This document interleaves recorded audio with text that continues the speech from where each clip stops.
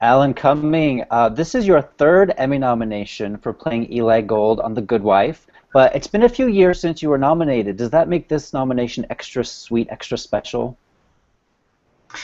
Yeah, I guess it does. I thought they maybe had forgotten about me, but yes, it's lovely actually. There were slightly extenuating circumstances because I wasn't actually eligible to be nominated last year. Mhm. So it's actually all the nicer that I am and I got one this time.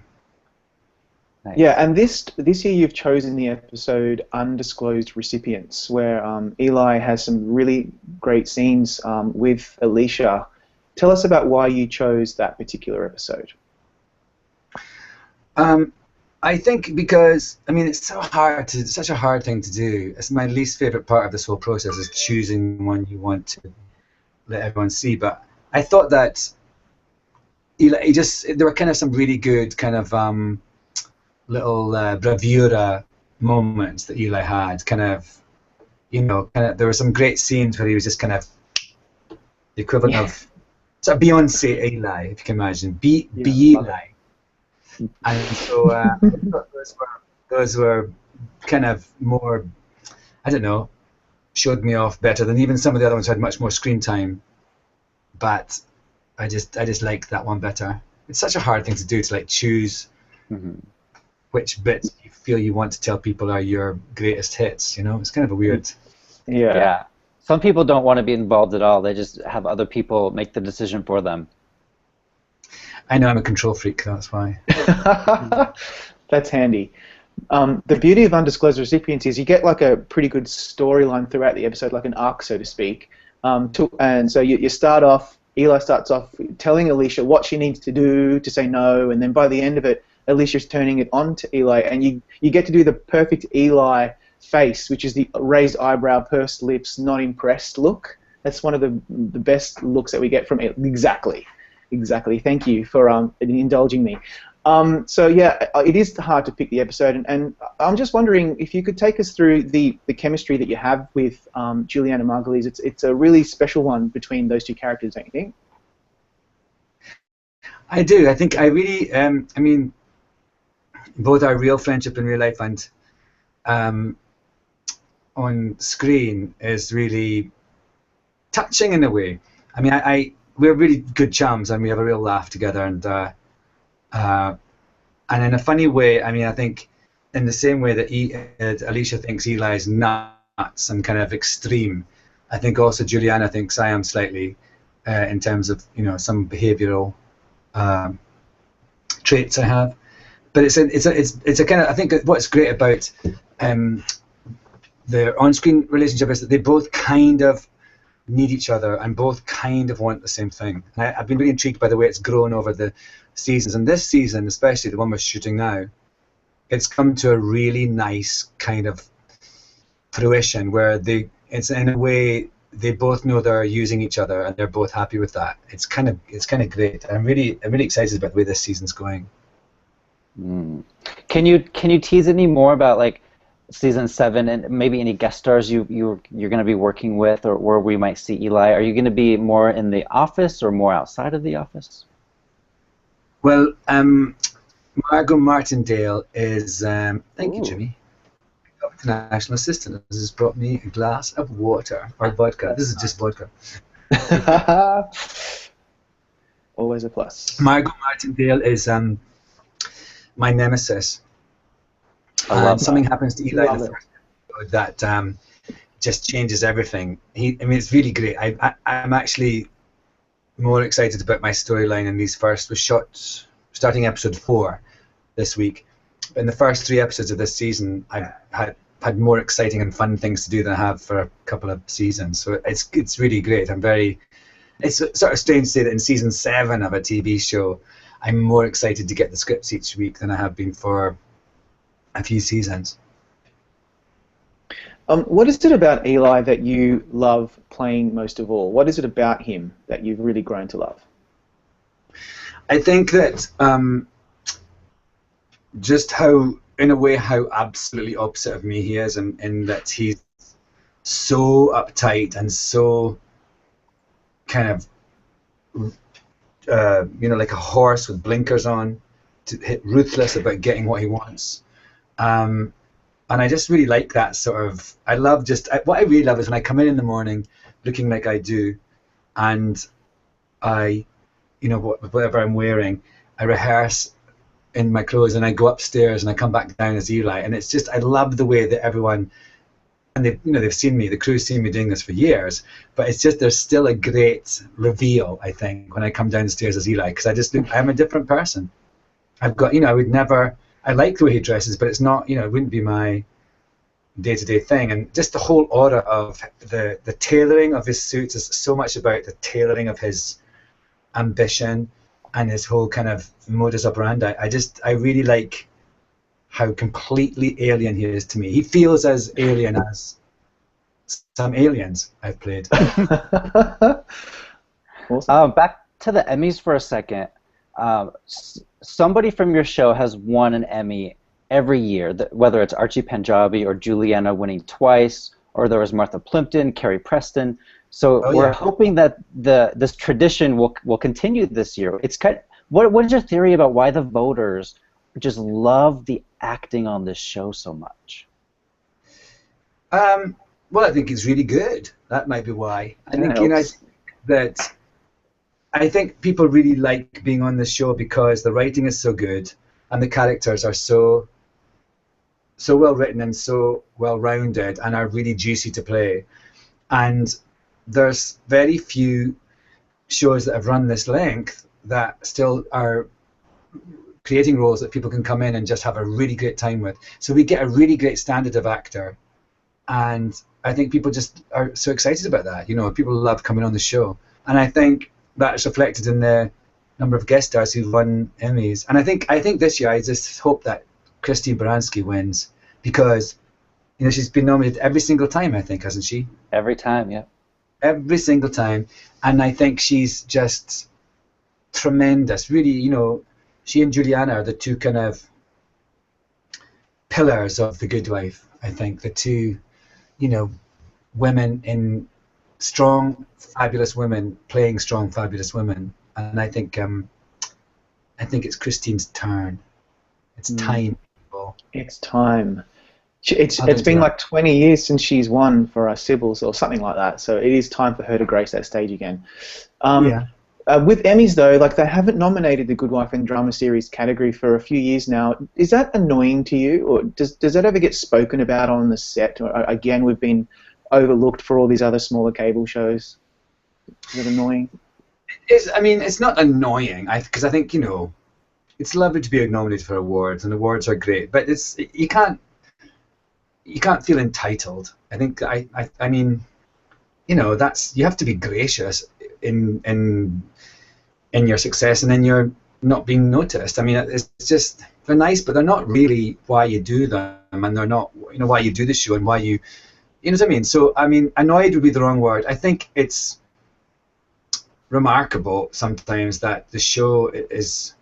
I think what the interesting thing that people have talked about is that being able to sustain a show that's 22 episodes versus a show that's 10 or 13 episodes is a very different thing, and I think something that perhaps people overlook when they're talking about the best drama, because that is a very huge kind of task, keeping great quality over that number of episodes. So yeah, that's been mentioned, and I think there's been certain years where I think the show has definitely had a better year in terms of the whole kind of arc of it and how well crafted it's been, and so I think people have, it's definitely something. It would be lovely, and also I think, as you say, there's these great characters, these constantly being kind of nominated for the great performances, and those performances only exist because of the great writing, and I think the standard of writing on this show has been a little, in my mind, overlooked by awards. But as I say, you can't. It's a great success. Everyone loves it. We've had a great run doing it. You can't be entitled. It's not. It doesn't behoove you to take that stance. And I'm going to start sprinkling in some of your fan questions in between these Good Wife questions. So this is Aaron from Victorville. He absolutely loved you in the X-Men movie. Do you ever want to go back to that franchise? No. And why? Oh well, I mean, it's not. I haven't been asked, and it's not. I mean, uh, it's not. I just. I'm kind of bored of that question as well. I get asked it a lot, and it's been 13 years since I made that film. Yeah. And and now there's even like a young Nightcrawler in the new one. So I just feel like it's not. It was fun. I thought the film was great. I'm very proud of being a part of that film. I really do think it's a very good film, X2. I had an option to do another one. They didn't pick it up, and it's not something that I think about other than when people mention it. All the time. Okay, so in between fan questions, we'll ask you other questions about The Good Wife and some of your awards history. I'd like to know what prep you have to do to play a character like this. This is like a political operative, chief of staff, crisis manager. Did you do any prep or research, or did you just worry about who the guy was as a person? I did no real prep like that at all. I mean, when I first started it, I had like a few days before I was literally in one of Eli's tailored suits, and I talked to some people. They told me, I talked to the creators of the show, the Robert Michelle King. They told me how they envisaged him, that it's based on Rahm Emanuel. I got the kind of gist and uptight, but the great thing about him is he was introduced by other people talking about him, which is always great, because that kind of does the work for you in a way. As long as you kind of live up to what they've described. But then I was in it, and so I had there was a couple of people, like political kind of advisor, operative-y types, lobbyist kind of people who were advisors to the show that popped onto the set, and I had some chats with them. But I think in some ways I don't think about, unless I have to learn a particular skill, I find actually that it's more a question of the guts of a person, of a character, that is more important. And so doing a lot of external research, I mean, in a way that's how I think about acting. I try not to put lots of external things on top of it. I just try and stick to my instincts and let that come through with the information that I've gleaned about what I need to do to make the character work. So and now I've been doing it for so long, I mean, sometimes Eli says things, I'm like, what? Where'd that come from? But luckily, I'm not him, so I just trying to find it. And this is a question from the Good Wife Bra. What TV show? Yeah. We're thinking maybe Brazil. Oh, Brazil. Oh, I see. But I'm not sure. It may be a Brazier too. Yeah. What TV shows do you watch, and do you have any dream guest stars that you would want to come on The Good Wife? I don't really watch many TV shows. I mean, the last thing I've just binge watched the first season of True Detective, but I don't have cable in my house, and I actually had to go and watch all the episodes of The Good Wife. Actually, I asked Twitter to recommend which to choose from for my when I had to choose my episode, because I hadn't actually seen a lot of them from last year just because it was a bit crazy for me. So I don't watch much television, but when I do, it's usually things that I've maybe seen a little snippet of and they take my fancy, like True Detective. And I last night I did watch on Netflix I love Louis C.K. I think he's genius, and I love watching his show. So I watched a couple of those last night. But television watching isn't a big part of my day. And in terms of guest stars, I mean, I feel we've had as many people as and such an amazing array of talent. I would love if Parker Posey would come back to be my ex-wife. I know they tried to get her. There was some problems with the availability and things like that. But I just love Parker so much, and I would love Eli to have a little more, lady conflict. Nice. Yeah, that would be very cool.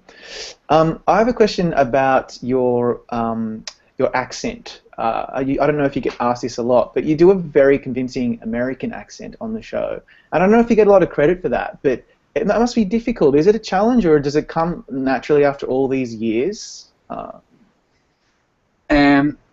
I get asked this question a lot, first of all. You said I don't know if I get asked it a lot. I do.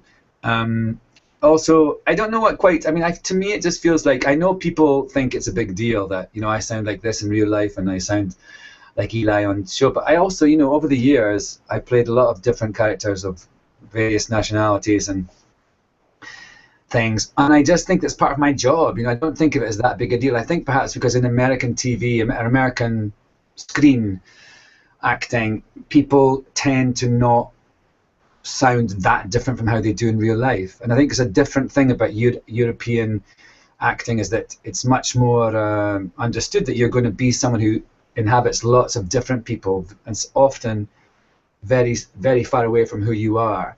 And I think that's just a thing about the style of acting that we are used to in different cultures. So for me, it doesn't seem that big a deal to do a different voice. I've done lots of different voices, but I get that. I understand why people are bemused or think it's, more of a skill than it actually is. Because from when I was at drama school in Scotland, we were kind of told that we'd have to learn different accents because there weren't that many Scottish parts in the world. And so I think I've always had a good ear for accents, and now I'm, playing someone like this for 6 years. I've been playing someone, but it's not as big a deal as everyone makes out. That's all. Mm-hmm. That's all. I just think that one should, I don't think just because I can do a funny accent convincingly, that's not what acting's about. True. And then here's a good question from Sadie Dunn. Do you have anything in common with Eli Gold? And if so, what do you have in common with him? I look a bit like him. That helps. Apart from that, I don't know that I've got much in common with. It's a good question, Sadie. I don't think I have. I don't really do think I've got very much in common with him at all. Like apart from I would hope our political allegiances in terms of the direction of our political views are in the same category. That's about it. Who on the cast have you not really had a chance to do much with that you would like to? Oh, well, loads of guest stars who come in and are part of all the legal side. I never even, sometimes friends come in and they say, oh, I was in an episode of The Good Wife. I'm like, were you? Because, if you don't have the call sheet on the days that you're not, I don't see the call sheets on the days I'm not working. So sometimes someone I know very well can come in and be a guest on the court part of the show, and I never see them. So quite often that side of things. But I think, I very rarely have scenes with Matt Zuckery, like a handful in the whole season. And yeah, mostly Matt. I mean, I've done quite a lot of things with Christine, bits and pieces over the years. But now, and actually in my story now, in season 7, it's very much more with Jules and Margot Martindale. So it's interesting. Each season I have a different kind of direction, and it's kind of funny that there's a whole. But actually, it's always been for me, because I'm not a part of the legal stuff. It's always a whole side of the show that I'm really not involved with. Apart from one time when the FBI investigated me and I had to go to court, and I was like, oh my God, I'm so glad I don't have to do this every week. Because the court is in is so oppressive, and the way the light of it, something about the lighting, and I don't know. I was just wanted to fall asleep the entire time. And we're going to wrap up pretty soon, but a quick question about the Tonys. You just hosted with Kristen Chenoweth, and our editor, Paul, he wants to know, was it fun or was it too much pressure? Were you able to balance the pressure and the fun? It was a lot of pressure. It was a lot of kind of, it was terrifying because it's so last minute, and you're so kind of ill prepared to do something that, I just, there was a Tommy Tune got his 10th Tony, and there was a kind of a song and dance tribute to him. The idea that I would be in a tribute to Tommy Tune is hilarious, let alone the fact that it was, I'd only rehearsed it on the stage maybe 2 times and I never got the steps correct in either time. So that kind of stuff that terrified me, just the lack of preparation, because everything's so last minute and things are changing. But I had fun with Kristen because I always have fun with her and we have such a laugh. But it was really, I mean, I look back at it. It was like I said this, and I wrote I write this column for a newspaper in Canada, and I wrote a column about it, and I said it was like when they said, come, here's your host, Kristen Chenoweth and Alan Cumming. When that happened to me to walk out, it was like walking into a freeway of oncoming trucks. That's That's terrifying. That really is. Wow. I have one final question before Marcus wraps up, and it's also about the Tonys. You won, obviously, many years ago, and it's probably something that you do revisit when you're doing interviews from time to time. But do you remember a lot about it, given that it was a while ago now, and what do you remember most about that night? Again, terror. Every time I've performed at the Tonys, it's just terror. And then being nominated, of course, there's the terror that you might have to stand up and, And then I remember that right before my award, it was towards the end of the evening, and they said, if you win, you've got to make your speech short because we're running out of time and blah blah blah. So when they announced my name, I ran to the stage because I still wanted to cooperate, and I got up onto the stage, and it was Annette Bening was giving me the award, and I had a bottle of water in my hand because I'd forgotten to put it on the floor when they had said my name. So I ran onto the stage with a bottle of water, and she gave me the Tony, and I handed her this bottle of cognac or something, and that's what I remember, just being such a geek, trying to like get there faster so I could get and edit my speech down. But it was such a blur of. And then the great thing was, my best thing about it was I went into the press room and Sean Connery was there because he'd been one of the producers of the play that won. And he was standing next to me in one of the TV interview things, and he came into my TV interview and put his arm around me and said, "This is my new son." And I thought, better than winning a Tony is Sean Connery telling me that because he's the King of Scotland, so that made me Of course. That's amazing. Nice. Well, thank you so much for talking to us today. Best luck at the Emmys. And next year you may be nominated for hosting the Tonys, so you have that to look forward to in a year from now. Oh, I never thought of that. Wow. I think Neil Patrick Harris, I think he's won a couple just for being like a producer or a host of the Tonys. Yeah.